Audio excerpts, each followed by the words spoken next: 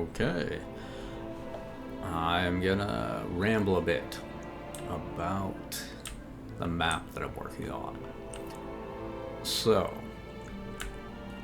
the basic idea here is that I'm sort of making a modular Morrowind. Like, basically, an Elder Scrolls style game is kind of the biggest inspiration.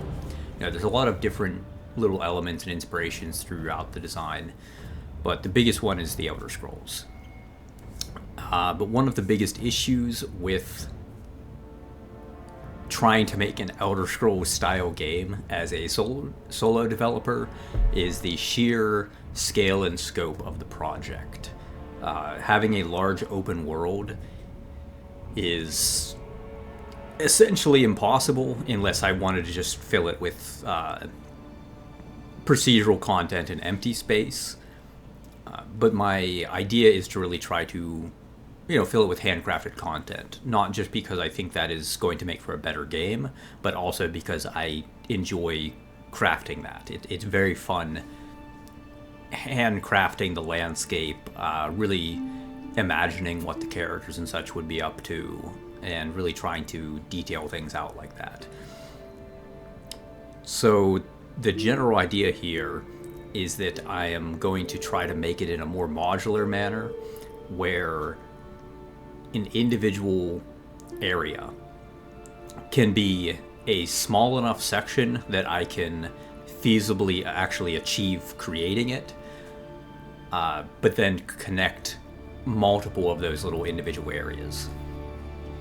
So the way that Skyrim, Oblivion, and Morrowind all handle the world creation and the scale of things is quite a bit different than how Daggerfall handled things. Daggerfall tried to make things so they're actually true to scale, and it did this by having a tremendous amount of repetitive procedural content without any significant gameplay value or interest to it.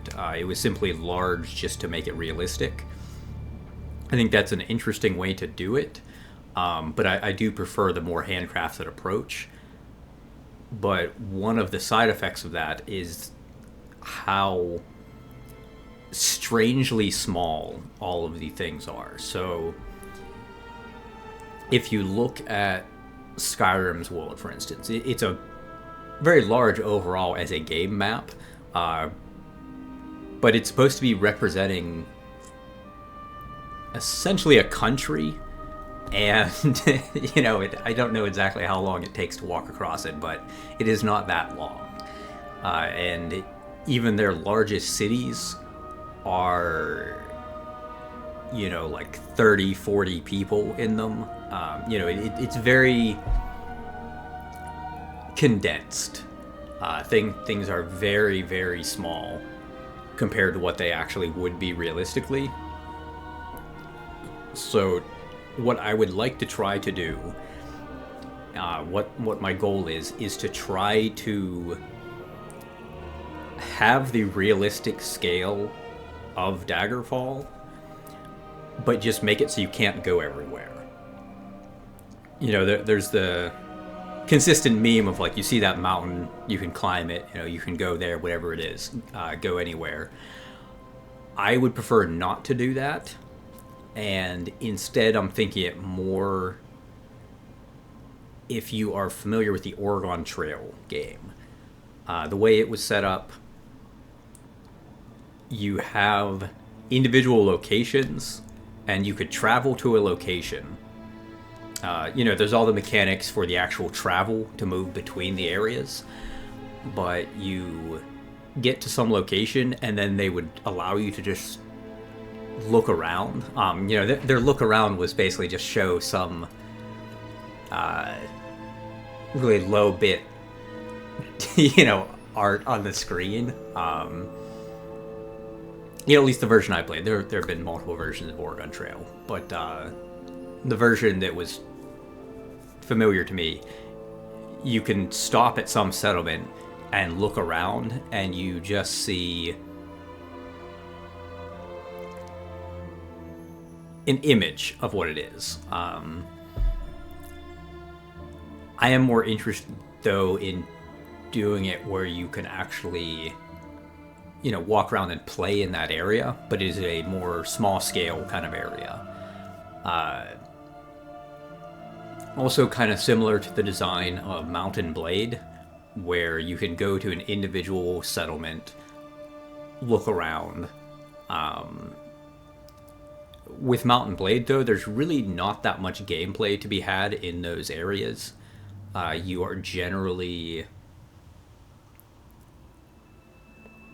going there just to do things you could do on the menu anyway. Just check with a merchant and all that kind of stuff. What I would like to have it more, though, is that it's more similar to an Elder Scrolls style experience whenever you get into those areas. Like, that's where the actual gameplay is. And then the areas in between would be more similar to how you would handle, like, Oregon Trail, where you're basically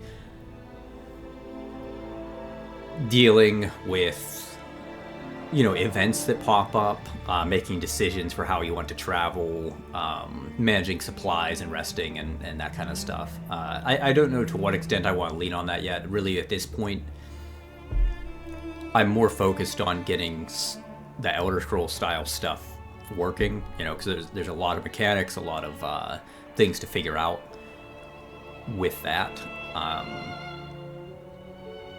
But generally, the way I see it, I'm trying to make the game in a very modular kind of manner, where I don't have to have all of the content up front.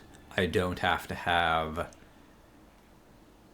an entire massive landmass that is all, detailed out and polished. I can basically work on small sections.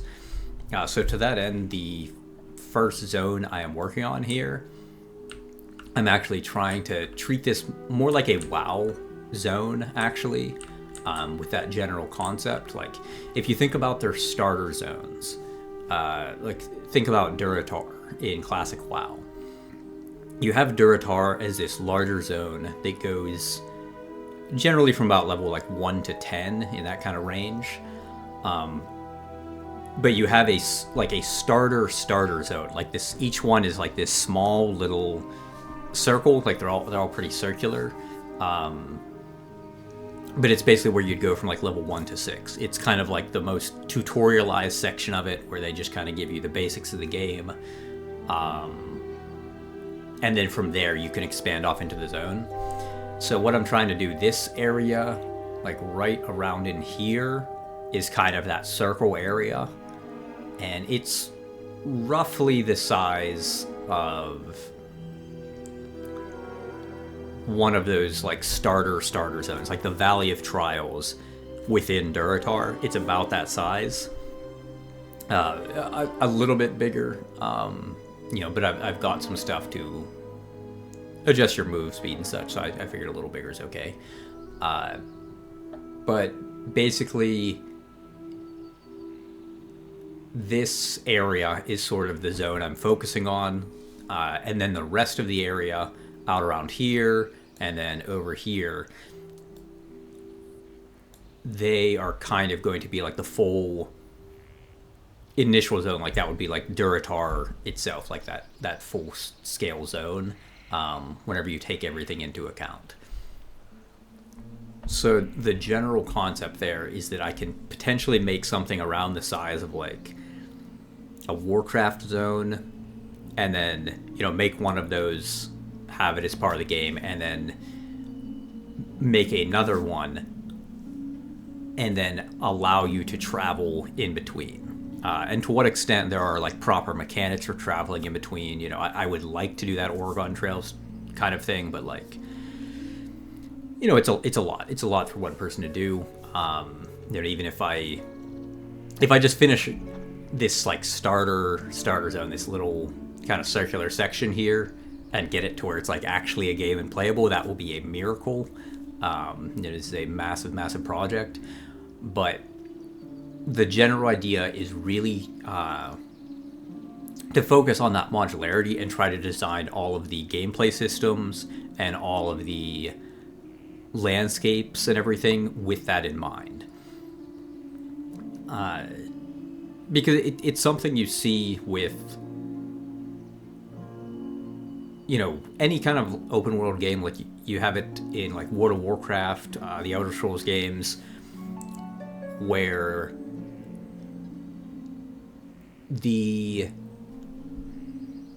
individual zone, like you could have a few cool ideas of what you want to do with it, but because everything is made to be this consistent space, like you have to fill in everything in between. So like you have some idea for a dungeon, that's the content you really want to make, but you still have to make all of the space around it for people to get to that dungeon and such. So it just ends up, you end up making a lot of space between. A lot of stuff needs to be filled in. It really messes around with the scale. You want to have something that is, let's say you want to make like a massive desert, and really try to get that across, but like, now you have to make like a realistic sized desert, and like the world's just too big. Like realistic scales are too big to really work for video games. In so many ways, because like travel just takes an insane amount of time, and it's generally quite boring and tedious. So it causes a lot of issues. But I think if travel is made interesting, but quick but gameplay relevant is kind of what I'd like for travel. So like you look at Starfield, they made the game where it is kind of this similar-ish design where you have these individual pieces that exist, you travel between them, but there's no real anything that happens with travel. You're basically just fast traveling around, and it makes everything seem much smaller than it's supposed to, because you are just instantly teleporting everywhere. There's no real issue with like fueling your ship. You don't have to worry about food or supplies or anything like that. It is essentially just fast travel, deal with menus to get through. But really, I like the Oregon Trail kind of setup because it is a very simple game. Obviously it was made a very long time ago. The mechanics are not that crazy. But something like that sort of stitches together these individual zones would be fantastic.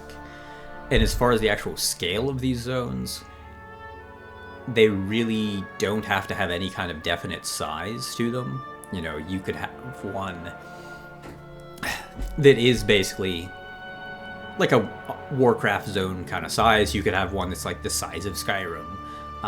You could have one that is even just a small section of a city. Like if this particular little settlement I'm making is essentially just a fortress that guards this road that is running through it. So the whole idea here is there is this important road that is running through this fortress, and everything's just defended. It's up in the mountains. So it is a very, very small, like it's supposed to be presented true to its actual scale. There's not going to be a tremendous amount of people, but this fortress doesn't necessarily need a tremendous amount of people. Like realistically, it's getting a lot of support from people traveling upon the road. Like it is a well-supported fortress. It doesn't have to be self-sufficient. I don't have to present everything, but I'm trying to make it as believable as I can. But I really want to avoid the condensed setup that Bethesda has been doing with their games. I think it... So I'm kind of torn on that, because like in some ways it does work really well to do that condensed setup for gameplay, because a lot of the settlements still felt believable to me, and they also don't get filled with just like a ton of filler NPCs. Like, thinking back in all the Elder Scrolls games, the stuff wasn't necessarily the proper size but they still generally made things believable because they added all of the elements that are needed. You know, you don't have enough farms to actually support how many people are there, even though it's a small number of people. You know, one farm is growing like, 10 plants and like has 2 cows or something, and you have like one farm for an entire town. Like, obviously it doesn't really work. Like this stuff, it's not realistic, but it's fairly believable because you at least see there are farms. You know, they take all the things that they're trying, all the needs that this settlement will have, they try to fulfill it. You know, they condense things down, but like, you know, if you actually analyze it, it feels ridiculous that this is their capital city and they have like 40 people in it. But like, it still feels good, and it feels very good for gameplay because there's a small enough number of people that you can actually get familiar with everyone. You can really get a feel for the landscape, the layout. You don't have just an endless repetition of houses. Like, you know, if we wanted to make a realistic city, just the sheer repetition of just like apartment buildings and stuff is insane. You know, just the numbers are incomprehensible for like how many people are actually in a city, and things are just very strange with that. But the idea here with this is to present a pretty realistic to scale settlement. But when I eventually hopefully get to actual cities and such, the idea would be to just take small sections of that city and present that. So you can't walk around the entire city. It's just like one little area. So then I can still make things true to scale, but you just look off in the distance, you can see there is plenty more city to go to, but for whatever reason you just can't go there. I think it's very important to say no to the player. You know, Bethesda's really on this yes to the player thing, but then it ends up being a thing where they're so interested in saying yes to every possible thing that all of it ends up being pretty low quality.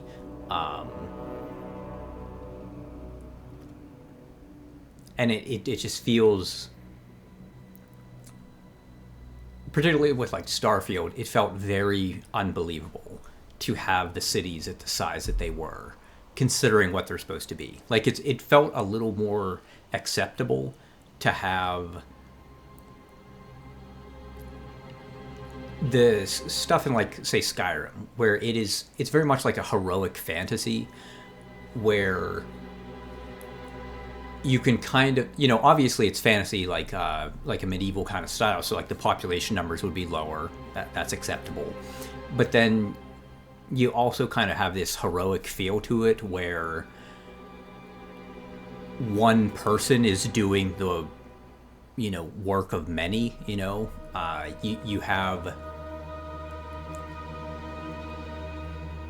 this kind of idea where like one person goes and fights against an army, or slays a dragon or whatever it is. They do this like really impressive feat, and you can kind of apply that same concept to everyone in the world.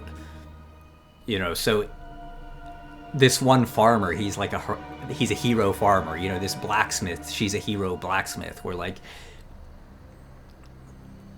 this one blacksmith is able to make the weapons for everybody in this whole city because it's heroic fantasy. They're just so capable they're able to do it. I don't know. It's kind of weird, but like it just feels so much more believable in a heroic fantasy setting than it does in a sci-fi setting. The sci-fi, they just didn't really show like where food is being made. They didn't show where the robots are being made and maintained and such. Like, just so much of the stuff is just kind of hand waved away that it just doesn't feel realistic, and it feels really bad with like some of the capital cities and stuff, where it's supposed to be this kind of seat of this interstellar empire essentially, and I don't know, it's just like 3 buildings. Just, I don't know. It's just crazy. The one they just have dirt roads still. It's just like it's crazy, absolutely crazy. It just didn't work for the illusion anymore. Like it just didn't work. But generally, what I'm trying to do instead is make things so they are true to scale. Generally focus on presenting small settlements because that's what I'm more capable of doing at the moment, I think, just from like a technical standpoint and my own capabilities and such. And I have a ton of things to figure out. Like, this is so early on in development. Like, I don't expect to actually get this project to the point where I can, make a whole bunch of settlements. Like I said, if I manage to make just this little area actually work and generally do the stuff I would like it to do gameplay wise, that is going to be a miracle. Many miracles stacked on top of each other, honestly. But just from a design standpoint, I like the concept of making things fairly true to scale, or at least believable to scale. And a big part of that would be if you do have any kind of large city or anything that's going to be bigger than like this little fort, split it into pieces and just pick parts that are actually game relevant and allow people to go to those and make sure it's something interesting. I don't want people to just be like in the suburbs, where like housing developments where it's just like, okay, we need to house 100,000 people. Let's just build all these, identical homes or apartment buildings or whatever, and just like, have all these like that. That's not okay. Realistically, it would be exciting to explore if you did it in real life because you'd meet a bunch of cool people and that kind of stuff. But like from a gameplay standpoint, it's probably not great, at least with what I'm going for. So the idea would be if you have some kind of big city, split it up into little pieces. You can travel to those little pieces. But generally, like I have my world map here that I'm working on. Also super rough. But the general idea I'm going with is that this is roughly the size of North America.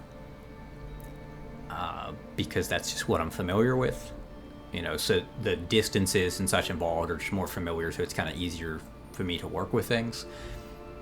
So I think of it as a ridiculously large landmass. Not something I could make in a game and have it be interesting and playable by any means. Like even a massive AAA studio could not make something of this scale and make it actually interesting to explore. There's just too much within a continent. But the idea is to take so like Oregon Trail, it took something that is true to scale, like it and actually made it interesting because the travel, the events with that, those are kind of what the game actually is, like that actually, the supplies and preparation and such. I would like to have that kind of thing, but then have it where you're actually going to local areas. So like, this is something I don't expect to achieve, but just like the kind of the ideal vision would be that you can do that kind of Oregon Trail travel, where you have like a caravan or like some kind of grouping and stuff, you're moving about. But then Oregon Trail, where they have those areas that you can look around and places to stop and such, those would be places that would allow you to actually, walk around and play like an Elder Scrolls game, where you're actually able to walk and move around and such. I don't know what does that. It's fun looking though. But basically you could, it's kind of weird, it's doing it way more often now. But basically, you'd be able to, whatever, it's pretty, I'll just leave it. You'd be able to move around and play the game, as I have here. You can play it. It is very much like an Elder Scrolls kind of game but like crazy early bad prototype, basically. But the general concept is there. You're able to walk around, explore the area, basically play it like an Elder Scrolls game.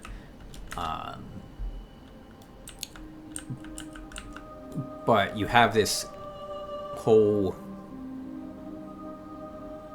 like little region, and then these are connected by kind of the Oregon Trail style thing that makes travel more interesting. And then similar to Mountain Blade, how you can kind of stop in some area and fight or something. Maybe something could be generated. Like Oregon Trail, whenever you stop anywhere to hunt, it had very, very early procedural generation where it would just like throw some like rocks and trees down in a just square map, and then you could just shoot from there. But like that kind of concept where like, between the different regions, you would be able to have like a few different maps or have procedural generation. It would allow you to actually kind of explore and such, but it would be very much with the concept that like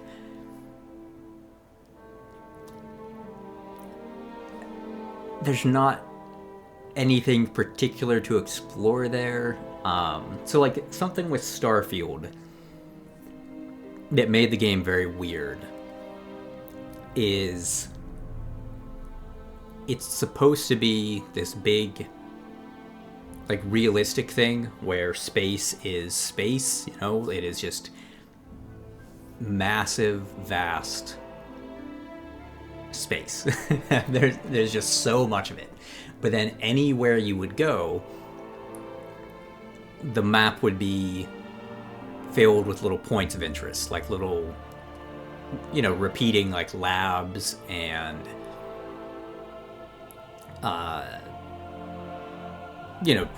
whatever their sites were, like labs, crash ships, like abandoned outposts, little terrain features and such. Basically, they're just points of interest all over the place, pretty regularly spaced on every spot you would touch down on a planet, and it just feels incredibly artificial. What I would like to do instead is treat it more that like the wilderness and empty space is basically just, procedural wilderness stuff. There's no real reason to go there or anything. Maybe you pop into like hunt, or some event happens that says like you're getting ambushed, then it kind of spawns a fight and that kind of stuff. Like what you'd have with like a Mountain Blade battle, whenever you have a battle out on the world map, like you just bump into a caravan or whatever and decide to raid them. They drop you down onto a map and, you fight on that map. So generally it would be very open, like the wilderness is just wild. There's not really any points of interest to explore out there, but you can do it for specific reasons. And then within that, you would place those points of interest, like what Starfield had, where they had like an abandoned outpost or something like that. Like those would exist on the map, but you would kind of scout them out as you're going. I've got like some stuff I'm working on, with the idea of like having like lore that you get access to, rumors, that kind of stuff, different scouting stuff. So you could like find points of interest out in the world, and you would basically travel to those points of interest, and then you would kind of load into that map, but it would be, here is this point of interest, and then it's just, empty wilderness around it, or whatever makes sense. It would not be this kind of super artificial feeling setup where anywhere the player goes just inherently has to be filled with points of interest about 1 kilometer apart or whatever. It just felt very artificial, but like I like a lot of the concept for Starfield in a lot of ways, but they were just executed in kind of a ridiculous manner, honestly.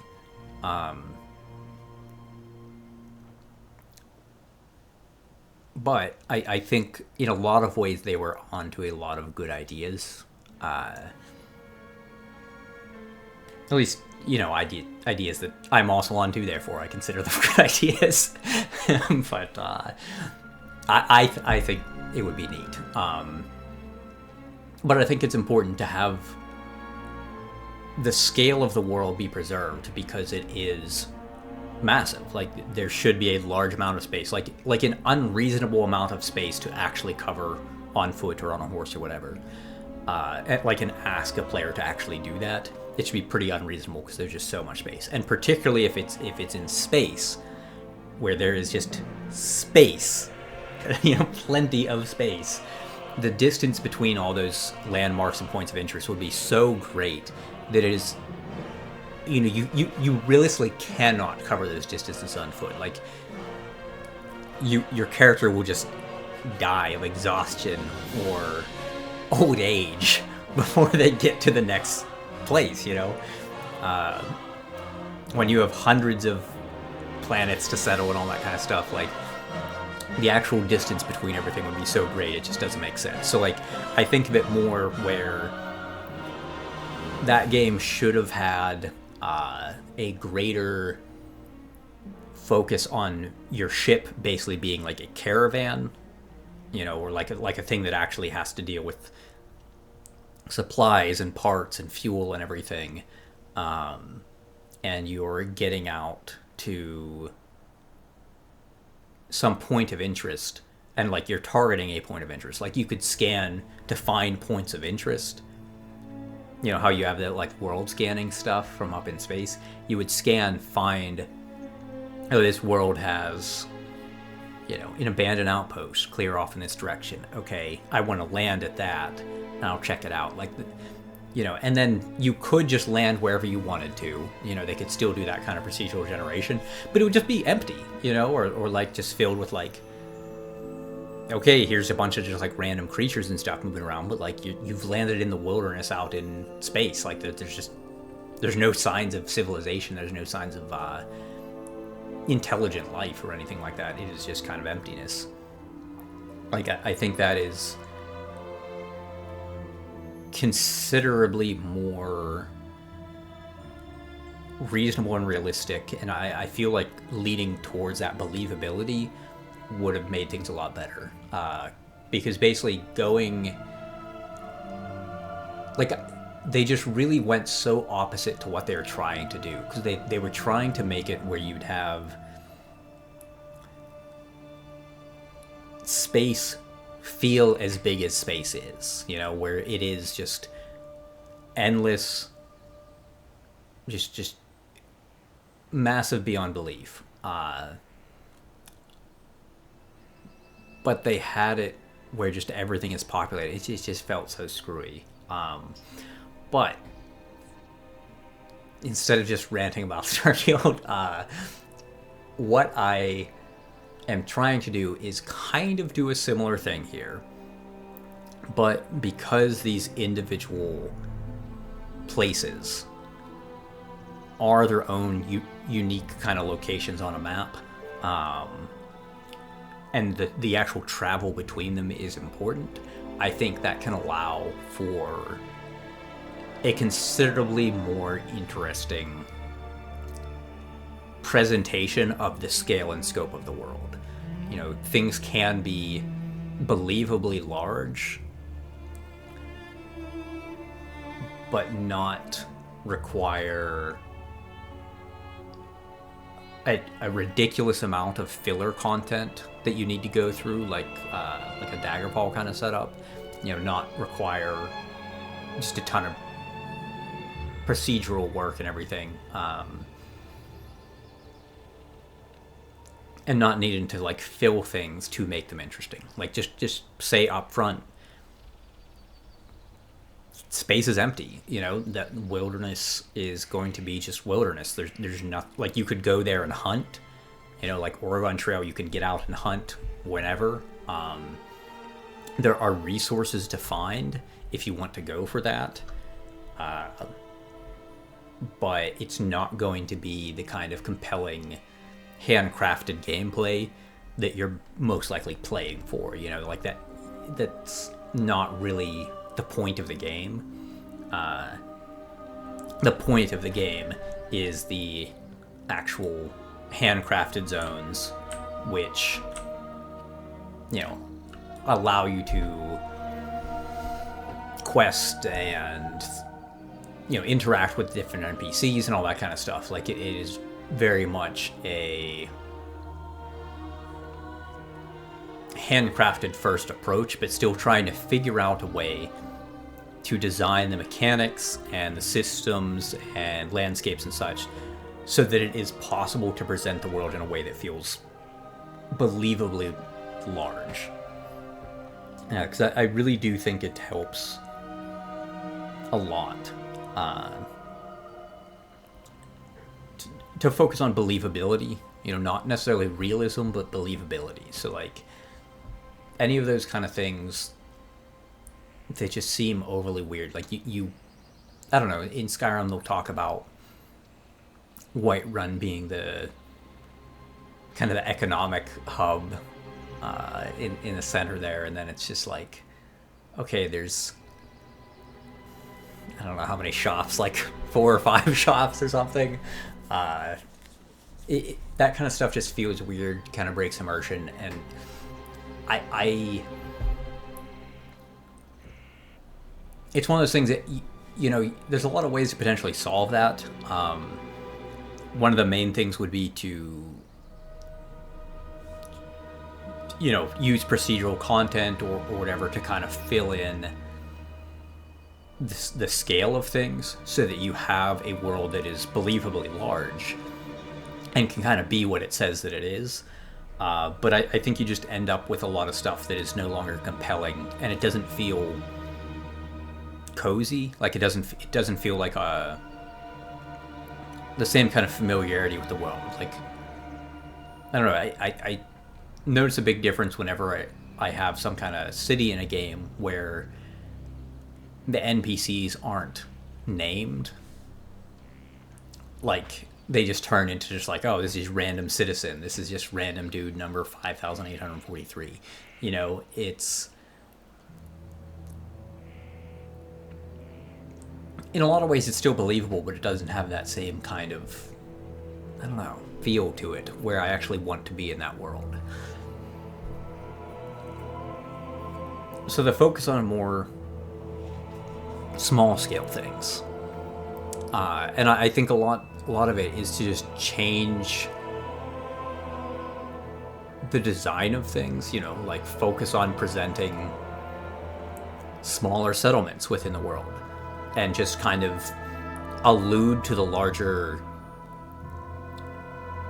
settlements, allude to the larger narratives that are taking place in the world through like books you would find, you know, conversations with the NPCs and such.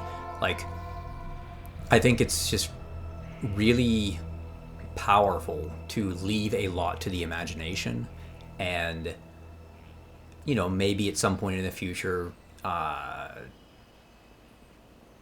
the tech will be better, my own capabilities would be better, you know, maybe I'll have, you know, more help or more capability on my own or whatever it is, like, and it could make sense to actually create some of the larger things in the world and try to actually present them.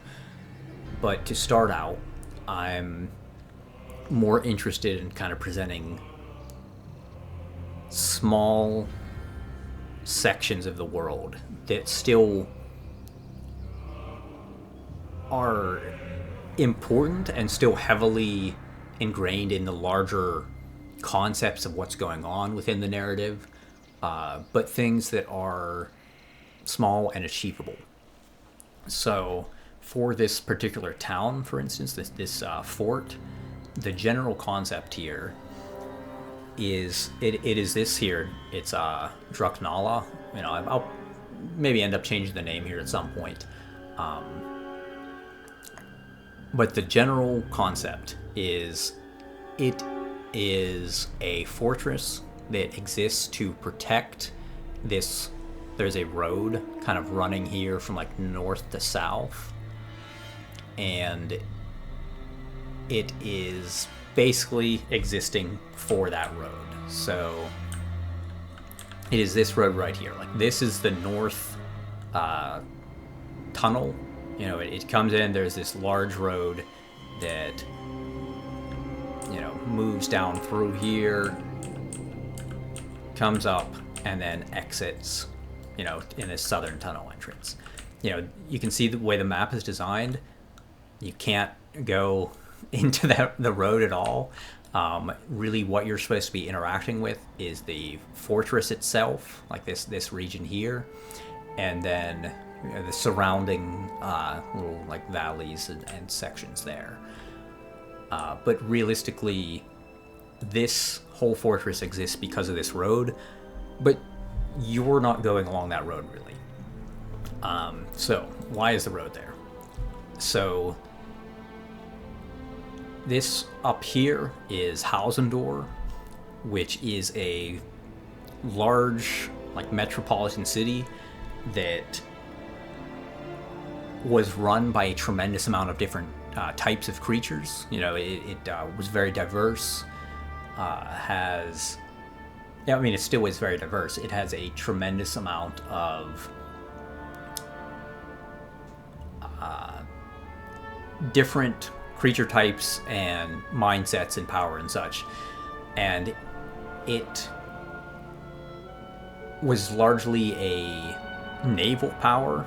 So the city is a mix between being on land and in the water, because it has like merfolk, like underwater dwelling creatures, like sentient creatures that exist kind of in the port. So it's sort of like a port city that is half on land, half in the water, and it ruled over this section here, you know, this general area here, and kind of stopped in towards the mountains and like in around this area where, you know, neighboring kingdoms and civilizations and such that it was just generally on pretty good terms with. It was a pretty diplomatic and like mercantile based kind of city state that expanded and became more of an empire. So because it had such a great capability with its large port and navy, along with the like merfolk and underwater kind of creatures, it really expanded into a lot of these islands here, a lot of the coastlines, colonized a lot of the sections around the map here. And again, this is like a North America sized landmass, and you know, this is like a heroic fantasy kind of setting, so like the logistics of having an empire that large are quite difficult, you know. But they still colonized a lot of islands, a lot of coastal regions, and generally didn't push too far inland, but really focused more on coastal expansion and settlements underwater and that kind of stuff as well. So they were generally ruled for most of their history through a council, you know, because it is many different creature types, races, whatever you'd want to call them, that were coming together to form this city. So they generally worked by a, you know, like councils and negotiation and such to try to figure out how things would work. And up from the north here, along, you know, these islands here, an ancient dragon flew high up through the clouds so he was not spotted, and basically moved in from another continent, clear far up to the north. Flew in, and as he got to the city, he basically descended from the clouds right into the city onto their council chambers, and essentially, had a surprise attack and destroyed the council chambers with most of the councilors in it at the time. So essentially kind of cut the head off of the empire, and a tremendous amount of the very influential citizens were killed, in an instant there. And that dragon basically took up residence, within one of the mountains of the city. And him destroying, and basically decided he was going to make this his roost, and take over the city for his own.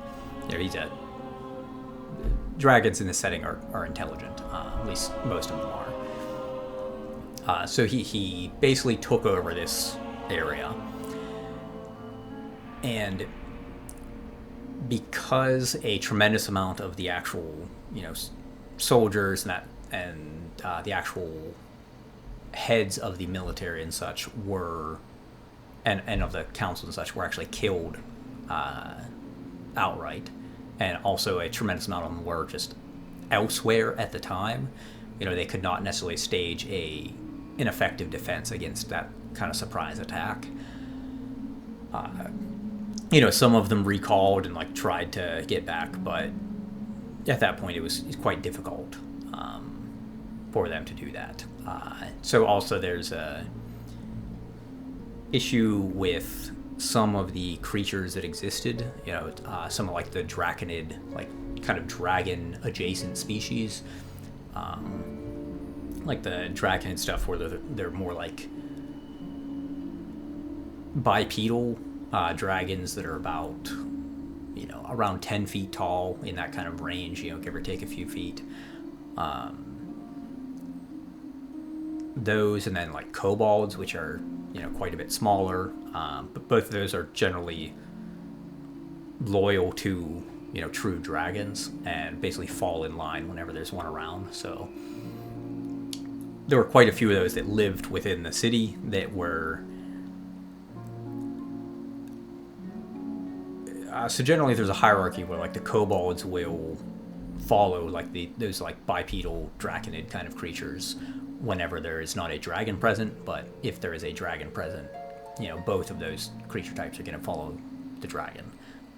So basically a lot of those immediately turn to start working for that dragon, because they're just kind of authoritarian minded, essentially.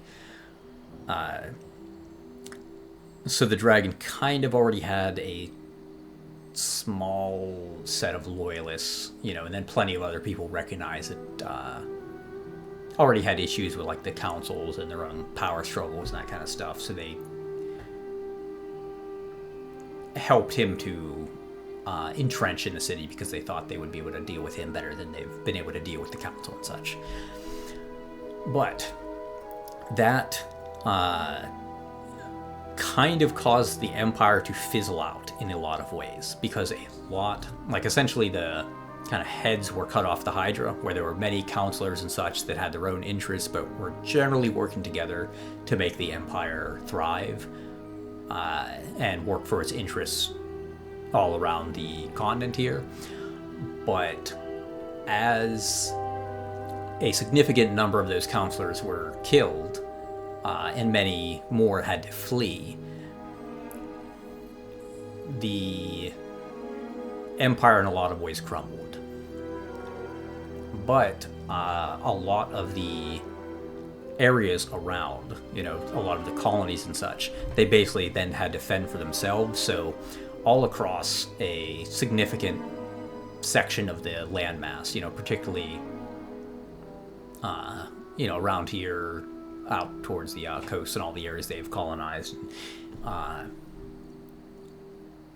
there's great upheaval as the typical power structures that would keep things in place broke apart. But a lot of these island colonies and such still have some capability, because the dragon himself and then the Draconids and Kobold followers really can't project power underwater particularly well. Obviously the dragon can project power exceptionally well because he is airborne and has, quite a bit of capability on his own.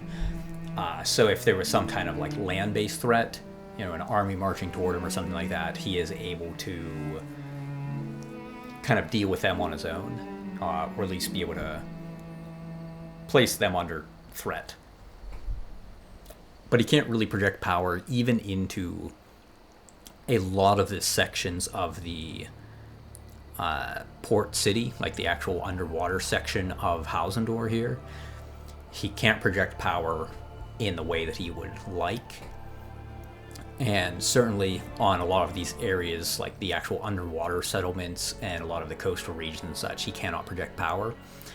So it's not really that the Empire completely fell, it's that it is sort of split into, now it's Hausendor itself, and then whatever kind of terrestrial areas that the dragon and his most loyal followers can project power. But then also the second part of the Empire that is split off is more the aquatic section. And both of those have changed their borders quite a bit, and they're in a process of changing still. So where the story picks up is about 50 years after that has occurred. So the dragon has essentially consolidated power successfully within Hausendor itself, and has worked on expanding the terrestrial part of the Empire. Whereas before, Hausendor was primarily focused on the seafaring sections. They basically would just make alliances and treaties and such with a lot of the land-based civilizations near them, and were generally on pretty good terms and would trade with them.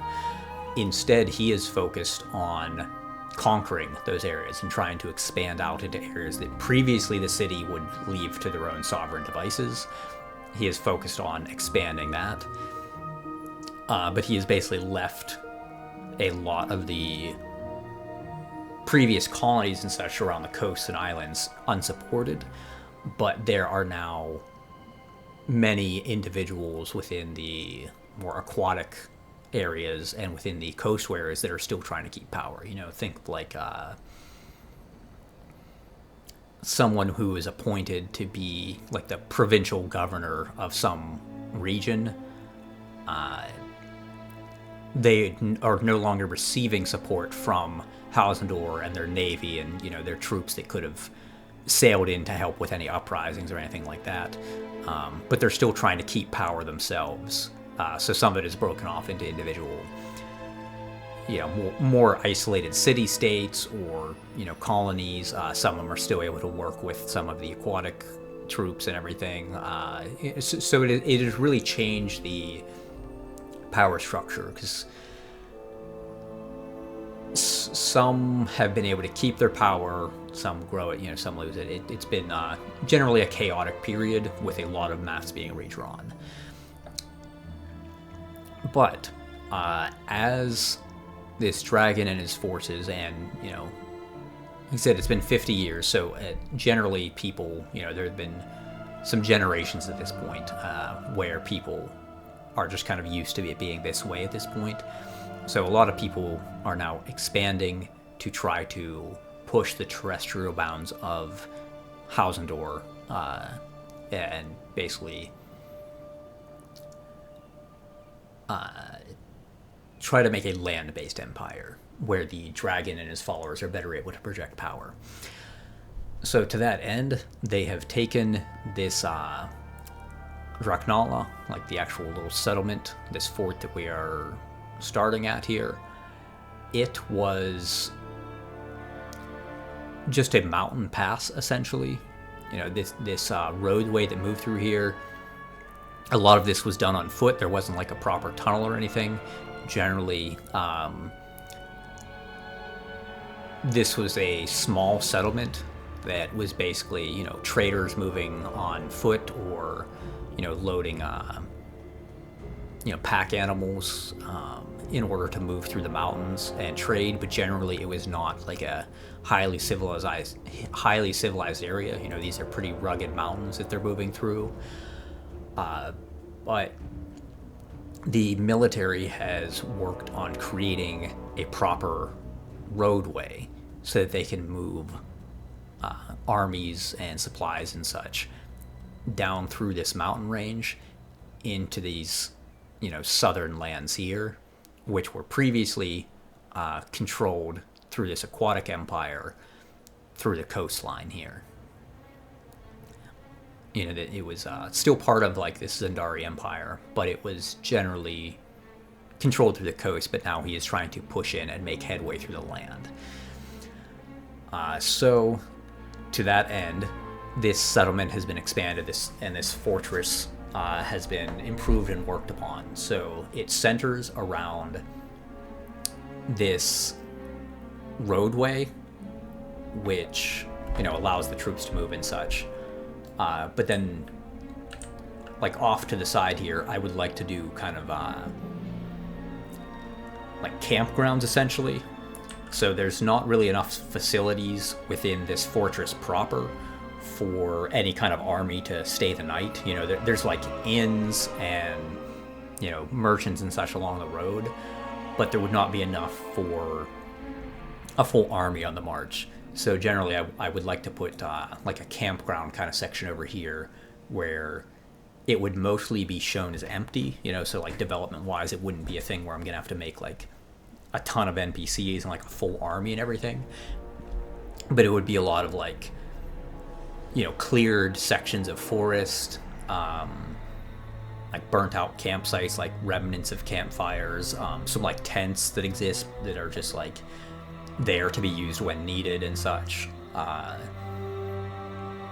the idea is they can basically like march troops through here, stay here for the night, be able to like refit supplies and everything.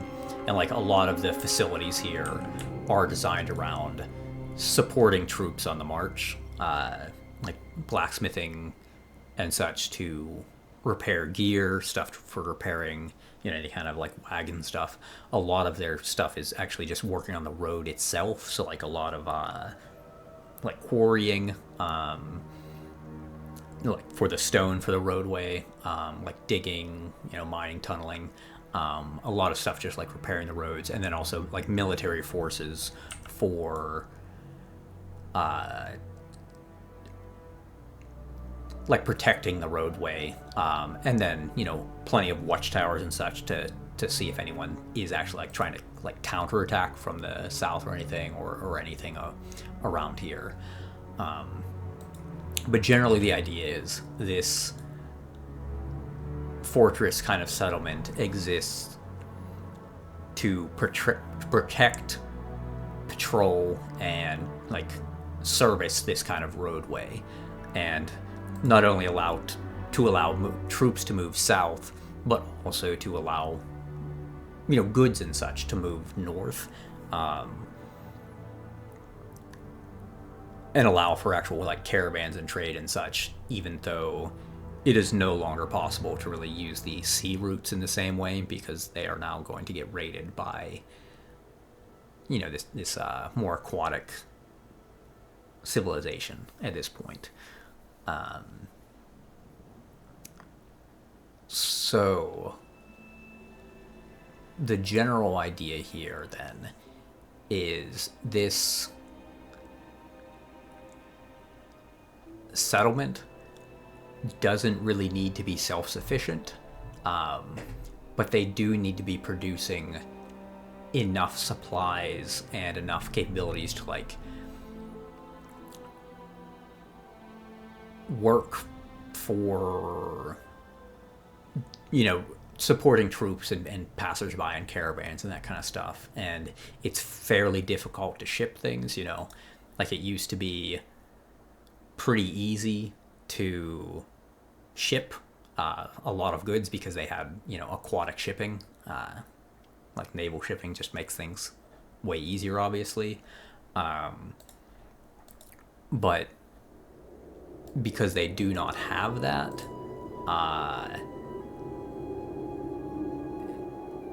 instead they can really only focus on shipping, lighter, high value goods, thinking more like Silk Road kind of stuff, where it's just like spices, gems, gold, stuff that is very worthwhile to ship by foot or pack animal or whatever.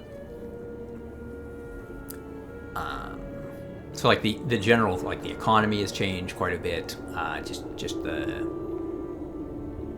It's kind of a time of great upheaval still. A lot of it, like the most initial impact has passed, but things are still very much chaotic in the land. Like that's one of the main things going on. I've got other important things happening in different regions and such. But the idea is like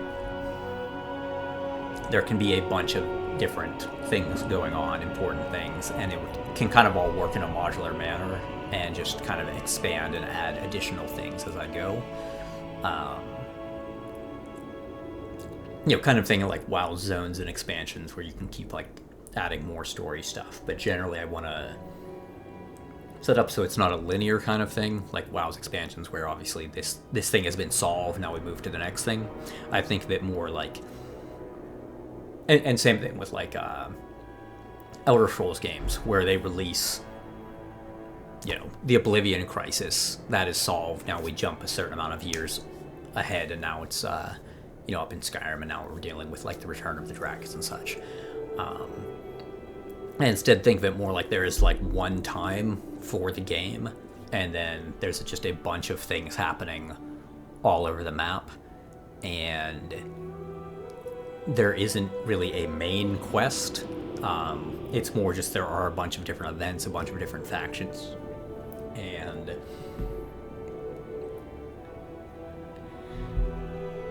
you can kind of choose which ones to be involved in and such. Like in a lot of ways it feels crazy to even talk about it, because it is like such a massive undertaking, to even get this one little zone playable. But this is really like a driving vision for me. It's like, I kind of look at with this game where like it's not going to be the full game. It's not going to be any of that. Like it's just it's like a prototype to learn a lot of the development processes and mechanics and like what works and doesn't and such, and then I can kind of keep iterating on that to hopefully achieve something closer to this vision, or just like die before I can manage it, which is more likely. But the overall concept of like having a world that is at a pretty believable, realistic scale, but not relying on filler, not filling the thing out with a ton of procedural or just like bland content in order to make it that scale. Just really focusing on like the sections that make sense with the storylines that exist, and being able to place a bunch of different storylines. So like in the different, obviously I'm roughing things in right now, so like within like each general region, I've got one or more like big plots, basically. They're like what's going on, how things have changed, like who the important characters are, kind of like what that region is about.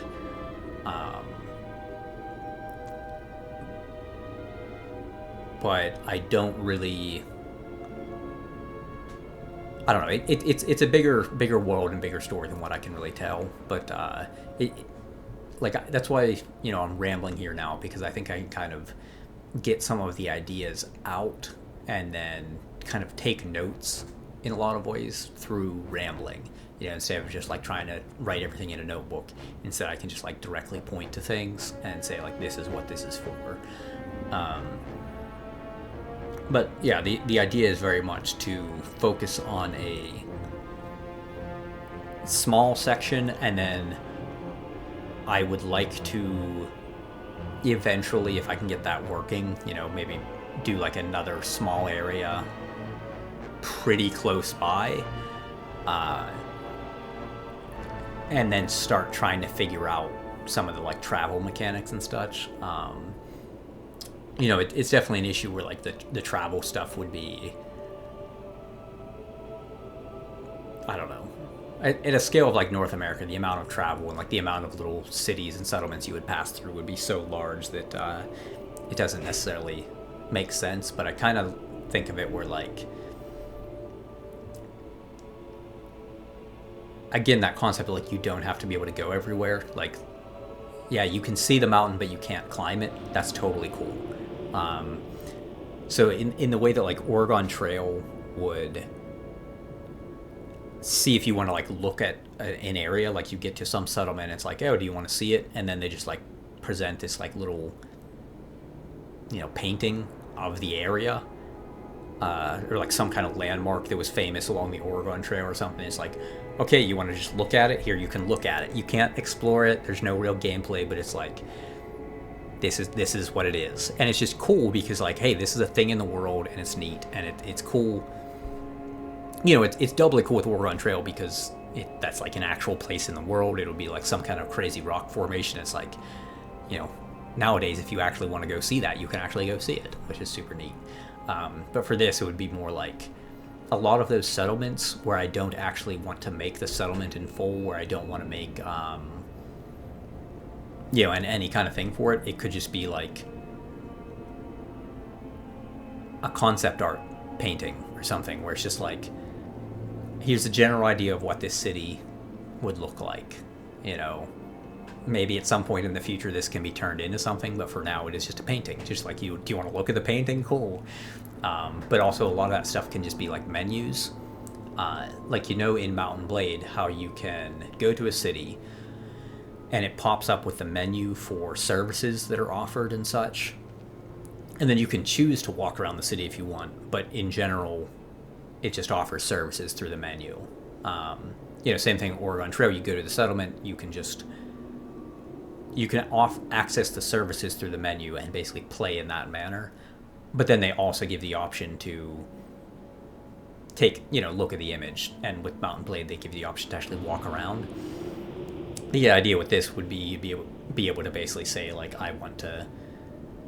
Like, the town and settlement and all that kind of stuff can still be functional, even if it's not, like, all 3D, designed like the actual, map here is. I don't have to have this whole established setup and, like, all the NPCs and gameplay and everything.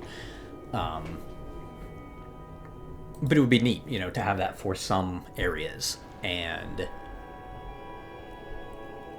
I think also having, like, specific things in mind is useful. Like what are the primary aspects of what the game actually needs to be interesting and playable? And it's just, like, stuff to focus on. It's like, one of the big things I want to focus on is, like, the arenas, because that is something you can just have kind of endless, easy gameplay. So, like, here, within the castle, like, you can see the castle is, like, looking down at this little arena section here.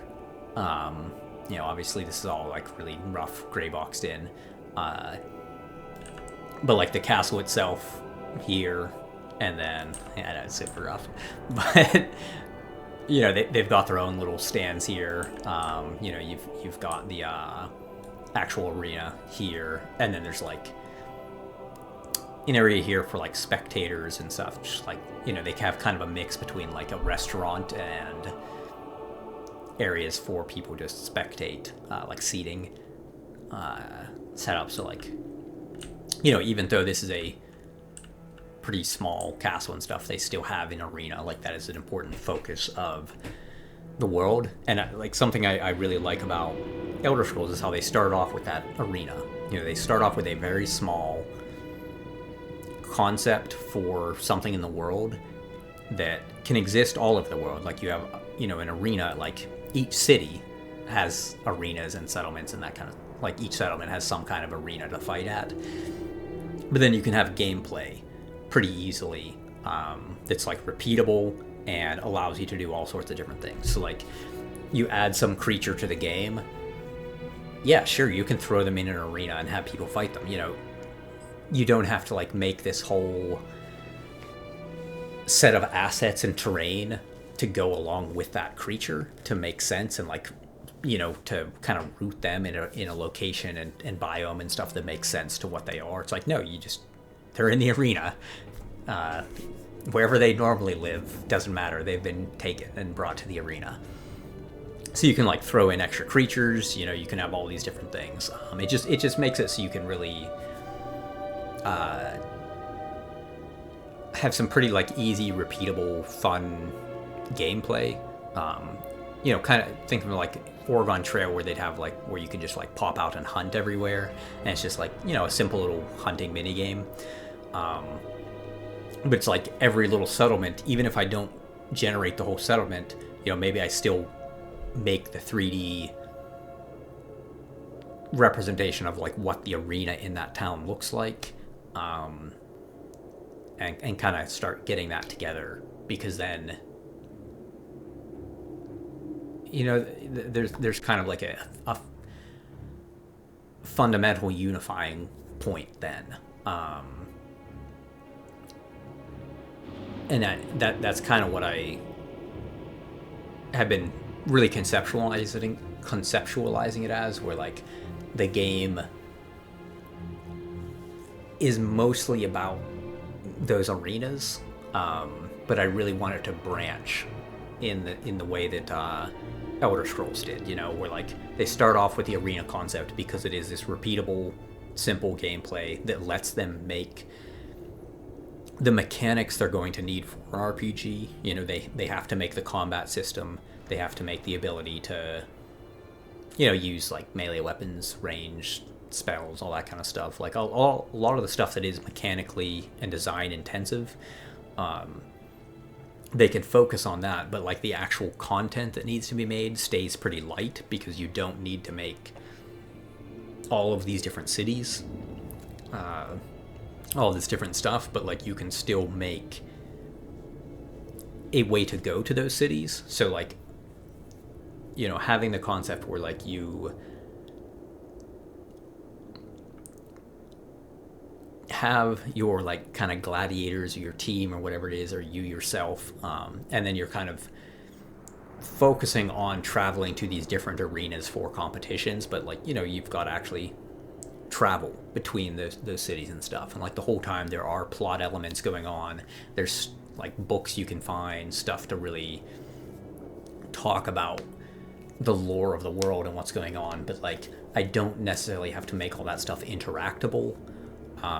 But I can work toward it in the same way that Elder Scrolls start off, where you just go to these arenas all over the world, but they start developing the lore, they start developing, the land masses, the settlements, the concepts, and then eventually get to where you can actually explore those areas, and you can actually get involved with the storylines beyond just fighting in the arena. But it's kind of a more feasible scale for things to start, where you have a specific goal of fighting in arenas in different towns and such. And a lot of the actual like idea of like designing this whole area at first now is also just because I just am learning tools. I also just really, really enjoy it, actually. It's just incredibly fun, laying out the landforms and getting an idea of what's going to go where and everything. But a lot of it's just like, so I can test some basic mechanics, get an idea of how things work and that kind of stuff. But yeah, the general idea, though, is to kind of do like a concentric circle approach, where like I start like the arena is kind of like the primary focus of, you know, how detailed things need to be, like where the gameplay actually needs to be, like focusing on making the combat system, the ability to, like, you know, level up your character, do all of the stuff that's going to be related to combat, kind of focusing on that first, because that can scale into other things. Like if you can make an arena and actually have the combat system functional and fun, you know, the ability to like gain skills, level up your character, gain new items and such, it's really not too far of a stretch to go from an arena to a dungeon. You know, you can do that pretty easily. So the idea is to get the arena set up first, where I can just like throw, you know, some random creatures in, you fight the creatures, you know, you're getting your skills and everything. And then from there, I can, you know, kind of expand it out, and like the next circle is kind of like the actual little fortress you're in here, where I can make some like, you know, basic like dialogue, you know, quest systems, that kind of stuff. Just kind of get things working to some degree, so you can start to see more of the vision taking shape, or like you can actually see that like this plays more like an Elder Scrolls kind of thing, you know, and then from there expand it out to, you know, the larger areas where you actually have some like traversal to go across into areas. You have some like more open world sections because the place is, it's big. You know, you have to deal with that. You have to deal with like, you know, finding creatures and stuff to fight out in the wild, and there can actually be like little dungeons and stuff placed throughout, and various points of interest and such, and like, you know, basically work through those circles and try to get it to where you can do that. And then, you know, from there, kind of use the same idea, where it's just like build another little settlement with an arena nearby, and like, you know, don't necessarily even flesh all of that stuff out, but just try to make it so that the lore is kind of a thing. You know, maybe the settlement's over here, maybe it's something else, but like just kind of start making it so you can actually do some traversal and everything. But yeah, I mean, just in general, like there's a ton of mechanics, a ton of stuff to design, a ton of content. So like, it's not something I really expect to achieve, but it's just an incredibly fun hobby, just building it and tinkering. And like a lot of the actual, you know, basic mechanics for doing things like skill acquisition, all that kind of stuff. You know, I have a lot of that stuff where it is actually functional. I don't think I really want to, you know, explain a lot of the skill stuff within this video. I think this is going to turn into too much of a ramble, but like, you know, a lot of the basic idea here where you can like actually learn skills, like my little burning palm thing here. It's just really crappy like placeholder abilities and stuff, but like, you know, where you have like attributes and these aspects and stuff where you can, you know, start. Now I can do double jump and stuff from learning this extra jump, and like it's there's a lot of stuff that is developed and functioning that I just don't think it's worth explaining in this video, basically. Because I'd rather go more into in depth, but this is more just like,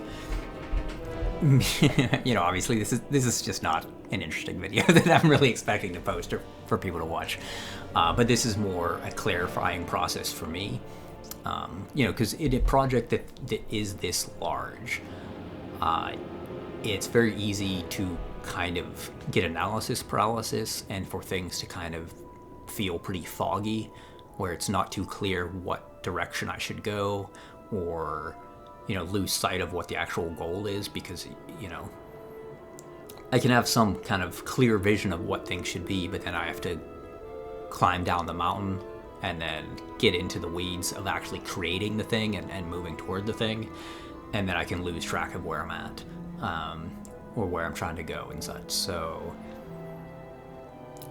part of this rambling is really just as a clarifying process for myself. But I really feel that the general like Bethesda game design can work super well in a more modular manner. That is kind of like a guiding principle for this, is that I feel like there should be a lot more games that do play in such a similar manner. But it's very hard for anything to really compete with something like Elder Scrolls, because there's just so much that has to exist to make a game like that. You have to have so many different mechanics. You have to have such a large amount of content for it to really work. So many individual skills, and there's just a lot. Like, it just requires a tremendous amount of content. So a lot of my design process is trying to figure out how I can break those things up into a more modular manner, so that I don't need to have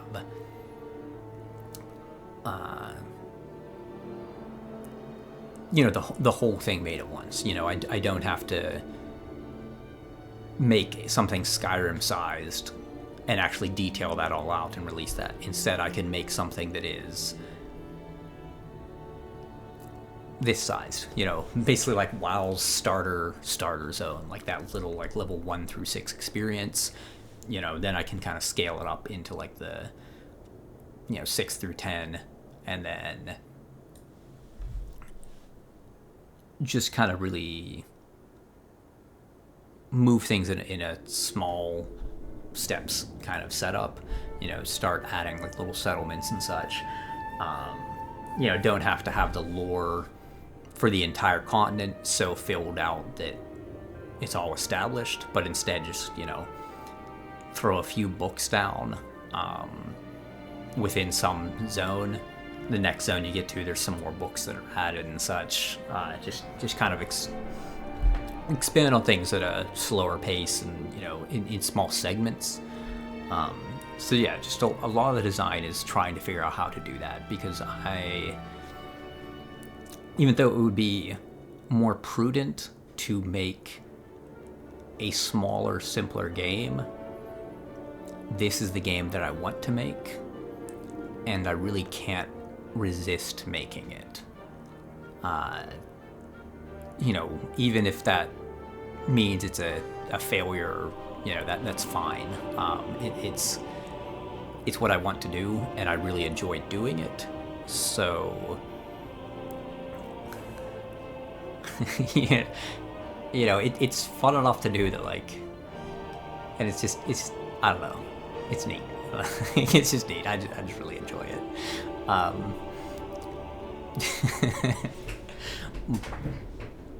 But yeah, it's generally impractical, but I am trying to figure out ways to kind of take bites off of the project and off of the massive scale and scope of this to make it so it is more achievable.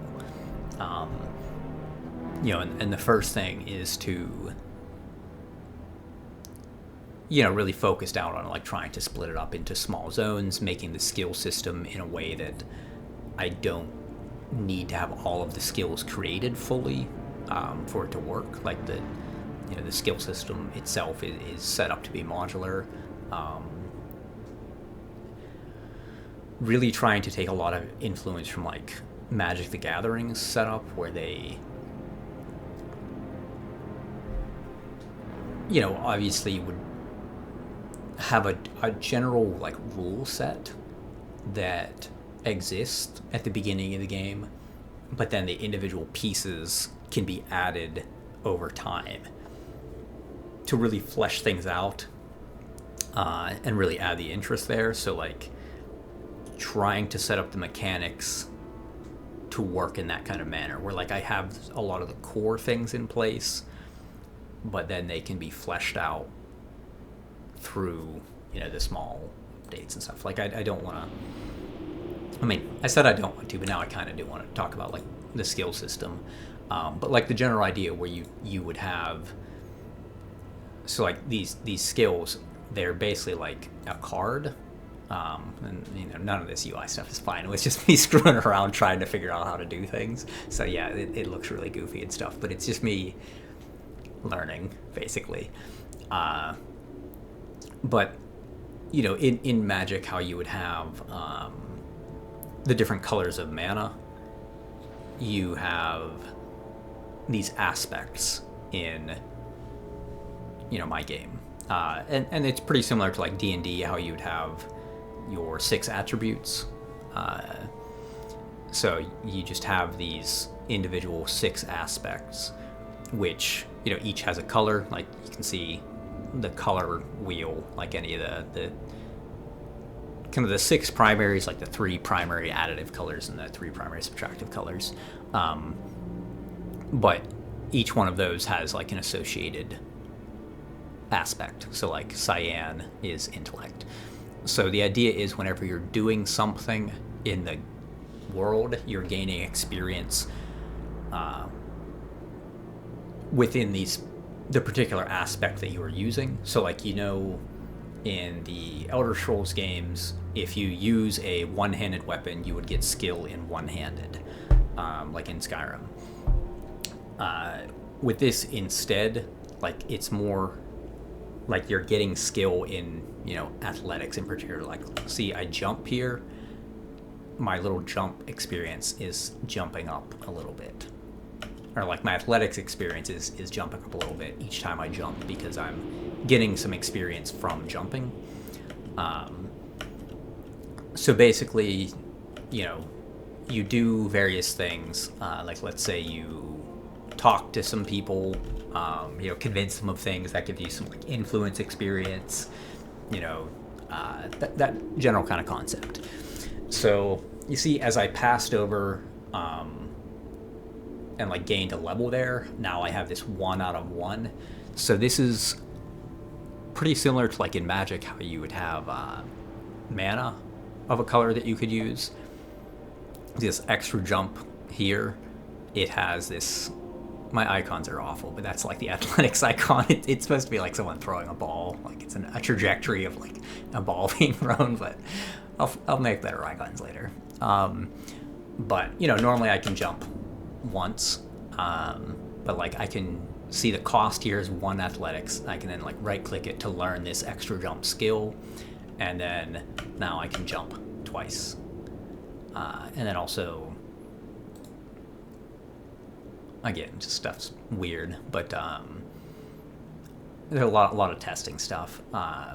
But basically, you would be able to like take these individual skills, utilize these aspect tokens to purchase them. So it's more like your character is kind of designed like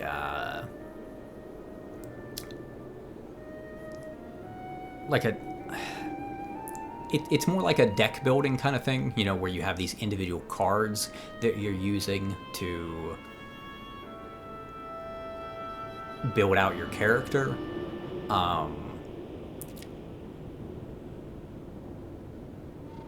But it's not exactly like Magic, because you're using these resources in a consistent way. I don't know. But you have the extra jump, and it's just there. It's your skill. But basically, things are designed to be fairly modular in that way. So like, I don't have to develop a full skill tree for like one-handed and have the whole thing working all at once. Instead, I can make multiple skills. So like each perk for one-handed basically could kind of be its own little thing. So also like as you do things in the world, so like you're discovering these skills. Like if you remember, whenever I started, I didn't have anything here. I clicked this button to discover a rank of all of them. So this is the discovered skills are basically like your collection, kind of like your card collection, and you would acquire this as you go. So like, let's say you do a quest for a fire mage, and they would give you like this burning palm skill, or like you read a book, about healing, and it gives you this like healing hand spell, like this skill. But then these all have ranks. So like, you see this number here jumps up like right here on the icon, so you can gain a bunch of ranks of the skill.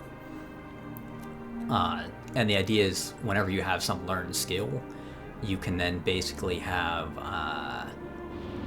these ranks. Like there's like a cost here on them. You see, I have. I was just messing around with tooltips, but basically, this says like resources that are specifically on this skill. It has 11 rank points. I can put more of those points into this, and now you can see I have a bunch of jumps. So like each rank is giving me one more jump, basically. So the general idea is that each of these skills can be customized, and you can get multiple ranks of it. They could kind of be, if I wanted to go so far, they could basically be their own little like skill tree and have kind of their own perk tree where you're like, because instead of extra jumps, maybe it has like some little thing to make your jump go higher. Like extra jump, I don't think is going to be a skill. I'm going to say right now. These are just testing things, but the idea is you can basically take any of these things and then customize them further by getting more ranks, and something I'm working on as well to like make it so they will cost more of whatever these aspect tokens are. So like, maybe you have like a burning palm kind of thing. Like this one, I haven't quite finished the system to do it yet, or to like propagate the cost. But you see like the little cost here to increase the range on it would be 1 rank point on it, and then also 1 more intellect. So like you can basically like have some kind of skill that you're putting additional resources into. So like each one of these ends up being its own like little customizable thing. But then also the general idea here with it is that you can do these in that modular manner where like each one does this little thing, but like you don't have to, like basically they're tagged with these proficiencies over here to basically say that you have more points in that thing. It's not set up well to present that well, but you can see enchanting here. This is just for testing. So extra jump gives me points in enchanting. If I unlearn extra jump, you see I got my athletics token back. Normally you'd probably just be able to unlearn them at like, I don't know, at a trainer or something. I do want you to be able to customize some, but you see I also lost these enchanting proficiencies. I learned the extra jump again. You see the proficiencies. So basically whenever you have this extra jump, you're getting points in this proficiency. Super goofy. Extra jump shouldn't be giving enchanting. I don't know. It's testing, whatever. Stuff's gonna be weird. But the idea with these then is if you're doing kind of like skill checks and stuff, like let's say you're trying to enchant an item, you can utilize these proficiency points to say how capable you are of doing things. So like, that's a whole other thing to explain, but it's kind of similar to like skill checks in D&D, where you can like use the value of the like governing aspect here, and then also use kind of like a proficiency bonus.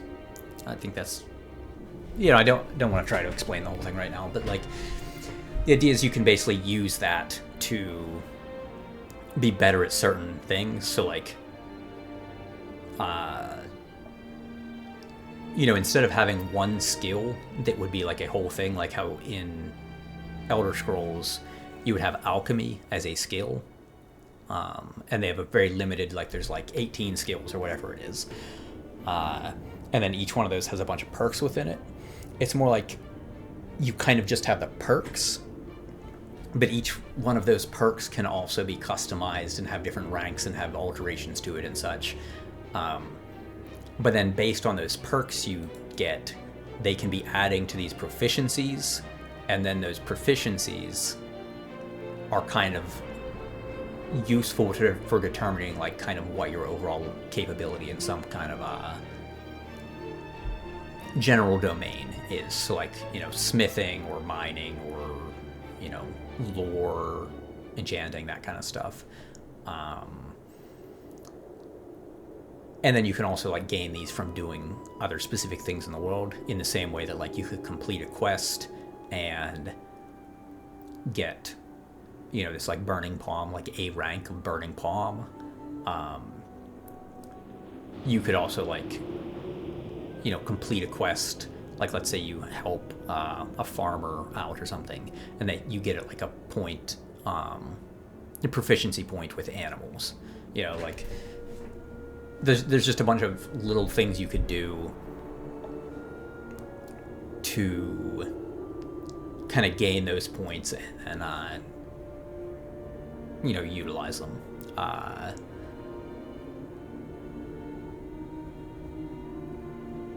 So yeah, I mean, it's there's a bunch of stuff. I don't want to, like, I feel like I should just, I mean, whatever. I'm just rambling. This is for my own benefit more than anyone else's, honestly. So whether this is confusing or coherent really doesn't matter that much. But yeah, the general idea is that the system in all aspects is designed to be as modular as I can make it. Like, I want the gameplay to feel most like an Elder Scrolls game. Like that's kind of the primary inspiration. But then to make that achievable and to make it, you know, work better for the vision I have in mind, a lot of stuff is getting major inspiration for like Magic: The Gathering, you know, for like the modularity of things and like kind of splitting stuff up so it's more like a kind of card-based system. Using Dungeons and Dragons for like the attribute kind of thing. You know, Elder Scrolls also has governing attributes, but using that kind of attribute system where you are, I call them aspects because attributes are a specific thing for Unreal Engine within the gameplay ability system, but it's easier to just have a different word for them. But the aspects, that 6 aspects of your character, taking those and, you know, really focusing on leveling those up instead of leveling up some particular skill, and then using those to, you know, purchase these individual skills, which are kind of, you know, like perks, but with more customization to them and such. You know, then like old school RuneScape kind of using their skill system, but like the general concept of it in some ways, but really using it as its own little thing for like these proficiencies. It's a way so that like I can have these kind of skill perk kind of things, but still have them come together in a way. So like, you know, if you're doing a dialogue with someone, if you think about like Fallout New Vegas or something, where they're like, they want to know like what your explosive skill is to see if you have like some dialogue option, some kind of choice you can make, or if you want to be able to disarm a trap or whatever it is, they're gonna use some particular skill. The idea is you would basically be using these proficiencies in combination with like your aspect that is related, if anything would be like governing that. So like maybe you're trying to do some kind of enchanting thing and it uses like your intellect and then your enchanting. So like maybe it's like your intellect, and then each point of enchanting counts as like a 5, so like multiply this by 5 and then add your intellect, and that determines what your overall result is, that kind of thing. But it allows me to have these kind of like individual skills and such, but then have them where they're still kind of within like an Elder Scrolls skill tree, where it's like you have 20 perks basically that make up like the alchemy tree. I don't know, but you have like all those that make up the alchemy tree, and then each one of those you put a point into, might give you proficiency in alchemy. So then you have a way for the game to tell that you're actually good at alchemy. And it's also set up with these where it's a actual resource here, in the same way that like these athletics thing, this little debug thing to just boost my athletics, or like boost whatever the aspect is. But how I like spent one athletics, you have like your current versus your like capacity, your actual maximum. You unlearn it, you get it back. So it's 10 out of 10. It's the same kind of concept with these, where you do something like, let's say I don't have any books placed in this level, but you like read a book, it gives you a point in enchanting, we'll say. Like now you're 1 out of 1, you get the extra jump skill for whatever reason. It makes, so you do that, you're up to like 5 out of 5.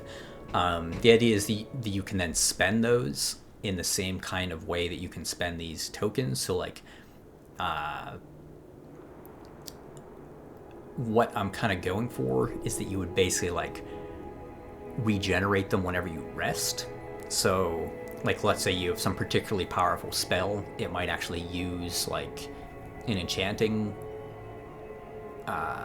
point, so that means you'd only be able to cast it like with this 4 times, before you rest. And then there's other like focus resources and that kind of stuff, but for like some specific things it would make sense, and like some stuff it would be like maybe like you can, let's stick with alchemy or enchanting here. Like, let's say just like particularly powerful enchanted gear, maybe you have to spend the actual like enchanting proficiency points to use it, basically to equip it. Same thing, like, and any of the skills could basically have things where they're actually utilizing them. I'm not sure to what extent I'm going to do anything with that, but I'm at least coding the setup so it can handle that for the moment. With the general concept that like you could be doing things that are going to like be draining those resources, or you could be utilizing them and then like refilling them whenever you rest. But I'm just gonna have to, keep tinkering with that. But yeah, I mean, big influence from Magic and like RuneScape to try to make things in a more modular manner, so that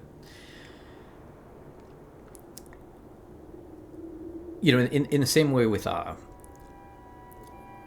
both of those games, they work super well because new content keeps getting added, but it doesn't invalidate old content necessarily. Like, it just, as opposed to like a typical thing you have with like expansions in games, even like any of the Elder Scrolls games, there will be expansions where just like, this expansion is released, it's just strictly higher level, you go to this, and then you know, it kind of replaces content in a lot of ways. Like you just advance into this next one. But a lot of this, I want to design it where it is this modular thing. So like, you know, as I'm adding areas to this map, it's like, okay, well, there's just new places you can travel to that would allow you to get experience in, you know, these various aspects. There's more ranks available for these different skills. There's more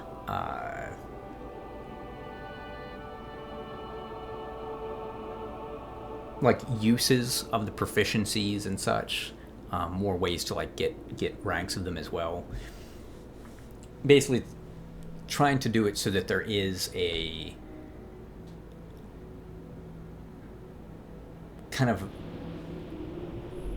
permanent relevance to all of the zones that are added, so that you can keep adding more as you go, but it's not necessarily just negating the old content. I don't know to what extent that, you know, works. I've got a lot more thoughts on that and ways I'm trying to design the setup to work in that manner, but it's just, again, I don't really have any expectations of accomplishing it, but it's just really fun to try to accomplish it, so kind of just can't resist.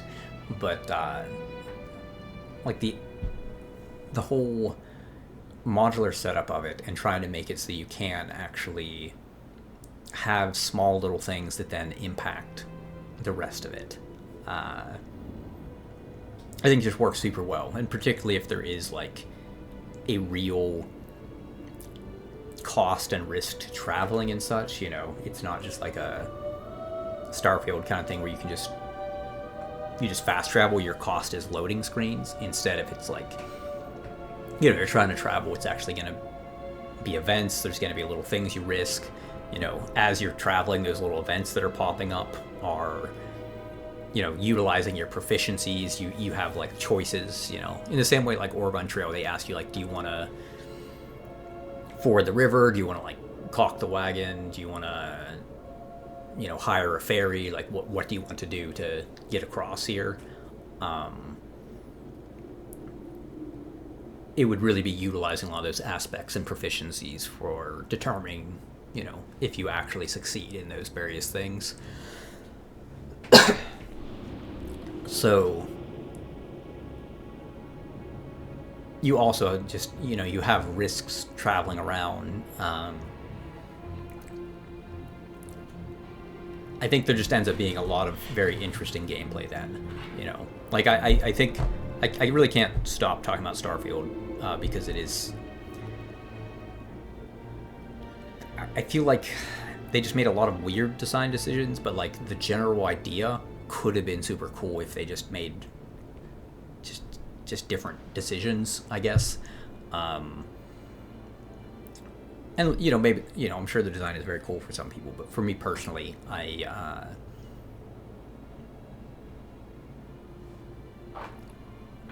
think a lot of stuff didn't really come across for what they were trying to do. Like presenting a very large scale world, you know, that it really feels kind of realistically large, but it's still entertaining to explore. But I think having those kind of travel systems and having it where you really do have costs for traveling and risks to traveling, you know, you then have a reason to actually be in an area and try to make use of that area instead of just immediately traveling to the next place.